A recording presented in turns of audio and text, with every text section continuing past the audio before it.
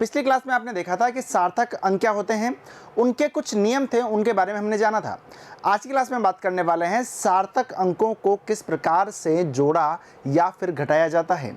यदि हम बात करें सार्थक अंकों की तो देखिएगा, यदि हम सीधा सीधा एग्जाम्पल लेना चाहें तो देखिएगा, मान लीजिए आपके सामने लिखा हुआ है 12.11, 18.0 और आपके सामने लिखा हुआ है 1.012। ये तीन संख्याएं आपके सामने लिखी हुई है, इनको आपको जोड़ना है। तो सिंपल सा एक रूल ध्यान रखिएगा, जो संख्याएं आप यहाँ पे जोड़ रहे हैं कौन कौन सी, 12.11, 18.0, 1.012, ठीक है, इन तीनों संख्याओं को देखना है, ठीक है, और जो रिजल्ट आया उसको देखना है।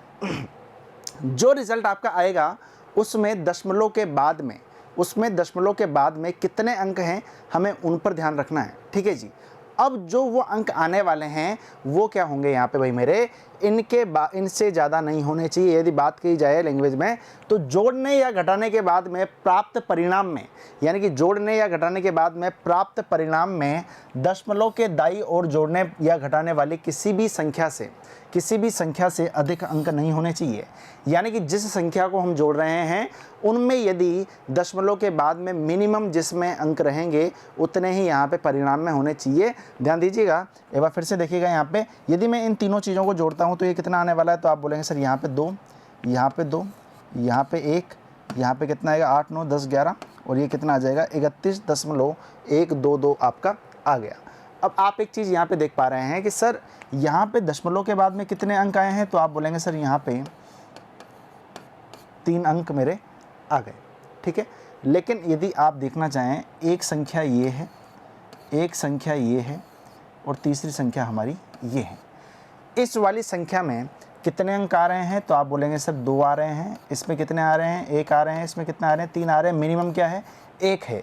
तो जो प्राप्त परिणाम है, यानी कि जो प्राप्त परिणाम है उसमें भी दशमलव के बाद में 1 ही अंक होना चाहिए, इनसे ज़्यादा नहीं होना चाहिए। क्योंकि सबसे कम देख लो, ठीक है, 3 तो हम कर ही नहीं सकते क्योंकि 2 आ गया, 2 भी हम नहीं कर सकते क्योंकि हमारा यहाँ पे 1 आ गया, क्योंकि 18 दशमलव क्या है यहाँ पे दशमलव के बाद में सबसे कम कम अंक इसी में है, ठीक है जी।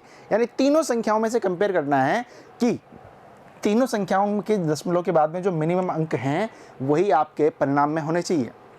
यदि बात की जाए यहाँ पे तो 31.122 आपका आंसर आया था, लेकिन आप इसको यहाँ पे 31.122 आप इसका आंसर नहीं लिख सकते। क्यों? क्योंकि 18 के बाद में दशमलव के बाद में केवल 1 अंक है, तो आप इसको क्या लिखेंगे यहाँ पे 31.1 ही आप इसको यहाँ पे लिख पाएंगे। यानी कि आपका जो आंसर रहेगा वो किस रूप में रहेगा, 31.1 के रूप में व्यक्त करना ज़्यादा बढ़िया रहेगा, ठीक है। ये थी क्या जोड़ संक्रिया। इसी प्रकार से आप घटाव के लिए भी कर सकते हैं, सिंपल रूल है, कुछ भी अलग नहीं है, ठीक है। आप घटाव के लिए भी देखिएगा, कोई सी भी एक संख्या ले लेना और उस पे आप यहाँ पे घटाव संक्रिया लगा सकते हैं। वही आपका रूल रहेगा कि जो यहाँ पे अंक आ रहा है, यानी कि दशमलव के बाद में जो अंक आ रहा है वो यहाँ पे जोड़ने या घटाने वाली संख्याओं से ज़्यादा नहीं होना चाहिए, यानी उनके दशमलव के बाद से ज़्यादा नहीं होना चाहिए, ठीक है जी। तो ये था क्या यहाँ पे सार्थक अंकों को जोड़ना या फिर उनको घटाना। अगली क्लास में देखेंगे इनको गुणा और कैसे भाग किया जाता है। तो जुड़े रहिए मिशन ज्ञान के साथ में। धन्यवाद।